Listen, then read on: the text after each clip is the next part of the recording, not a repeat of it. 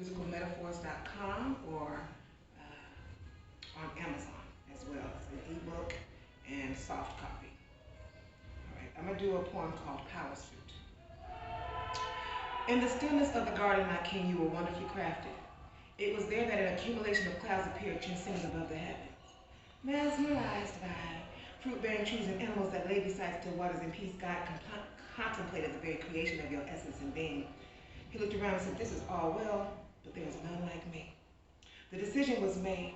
He birthed you from strategically placed particles of dust that form the most miraculous molecules and atoms that would persevere in destiny. You, you are a duplicate prism of his glory.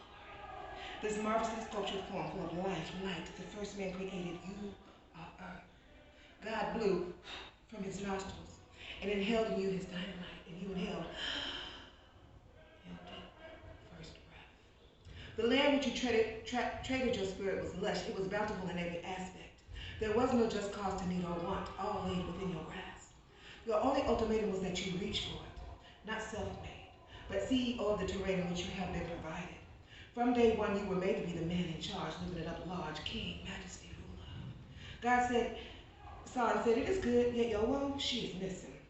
Let's set adrift on the memory bliss." He waved his hand across the sky and trickled sleep magic as you fell into deep slumber. Rest, my sweet baby, rest. My rib was taken from near your womb and properly molded to ratify me. I was named Eve. More so, before their ways changed the script, I was known as Shabbat. I am the life giver. My intricate, detailed mortal was customized from your sector, and we each became power suits the day I was fitted to suit you. You became my rock. So carefully carved and chiseled to perfection, I only had eyes for you. Forever designed and cursed to be smitten to thee. You are the reason a man leaves his father's and mother's nest. He took his time to perfect my suit and dressed me in the finest purple garments. I am clothed in dust and thorns and wounds, and I delight often in being caressed by both sons. You and I together make two better halves, fierce as we turn from two to one.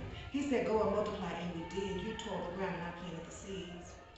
Birthed from us, we are connected. We are molecular atoms. We birthed a righteous and manipulative son, all manifested from our lifeline.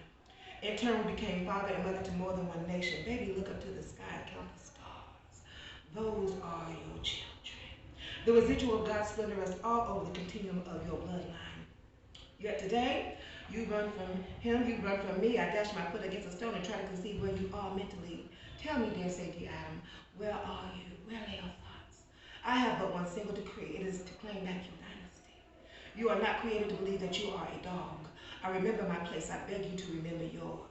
As your queen, you will not treat me like a dog, treat me like a dog, beat me like a dog, or toss me to your dogs. They have brainwashed you using their devious scepter. My insides become weary. My once beautiful decor now a combination of mere jury-shaded patches of gray, faintly reminiscing what throne I sat upon and how we reigned.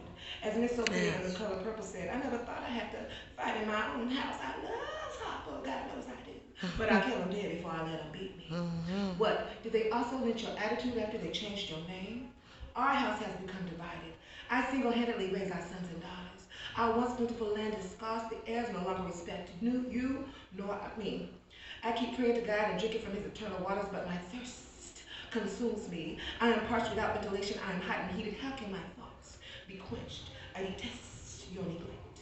In your slumbered status, you reflect forgetfulness. You forgot our children. Learn by our examples. Our sons dress and act like cartoon characters.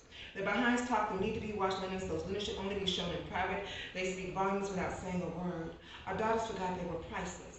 They are labeled by your bloodline. Gold digger, booty shaker, bring me my money, hoe, bitch. They are labeled and recognized as dick slugs. How do you draw strength from a hoodlum's words and actions? You don't. Dear Jezebel has found her own. She pulls away when I mention her name. She used to fight. She has now submitted and subscribed herself to her new master. Innocence has become lost in a haven of demonic mass media. The curse is spread from generation to generation to degrade what was supposed to be a representation of you. They both toss their crown to the ground like carcasses. Vultures have robbed their dome. They don't understand their significance. It holds what we once loved and held to be valuable now lays on the wayside. It falls on unyielding, untilled soil which no longer sprouts figs from trees. The negative energies that you are conveying into our home front have been just that, a front. It cannot be digested properly. Therefore, I must continue to excrete the byproducts that you have been feeding.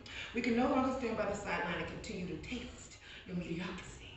It is time to call our ancestors to combat for the living heirs. Start to demand our dead earth to pick up his suit. Please, mighty king, regain consciousness. Let these fields of broken fallacies be released and a new uprising return nurtured. It is time the situation be rectified. Get your lazy ass up, quit expecting handouts, and go get our harvest. In him and I return your confidence.